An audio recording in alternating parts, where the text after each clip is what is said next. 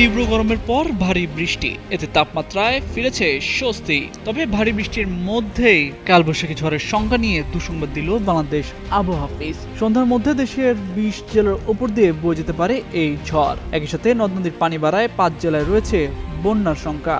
বুধবার পানি উন্নয়ন বোর্ডের বন্যা পূর্বাভাস ও সতর্কীকরণ কেন্দ্র জানায়, দেশে ভারী থেকে অতি ভারী বৃষ্টিপাতের কারণে 4টি নদীর পানি বিপদসীমার ওপর দিয়ে প্রবাহিত হচ্ছে।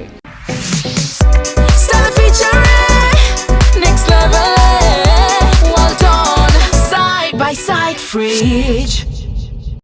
এতে সংশ্লিষ্ট এলাকার নিম্নাঞ্চল প্লাবিত হওয়ার আশঙ্কা তৈরি হয়েছে। এছাড়া এই বৃষ্টির কারণে দেশের 5 জেলায় বন্যা হতে পারে। সেখানে বলা হয়, নেত্রকোনা জেলার ভুগাই কংস নদীর পানি প্রাক মৌসুমী বিপদসীমার 82 সেন্টিমিটার ওপর দিয়ে প্রবাহিত হচ্ছে। একই জেলার সোমেশ্বরী নদীর পানি বিপদসীমার 50 সেন্টিমিটার এবং মগরা নদীর পানি 2 সেন্টিমিটার উপর দিয়ে বইছে। এছাড়া মৌলভীবাজার জেলার মনু নদীর পানি প্রাক মৌসুমী বিপদসীমার 72 সেন্টিমিটার ওপর দিয়ে প্রবাহিত হচ্ছে। এসব নদীর পানি বৃদ্ধি অব্যাহত থাকলে আশেপাশের নিম্নাঞ্চলে প্লাবনের ঝুঁকি আরও বাড়তে পারে।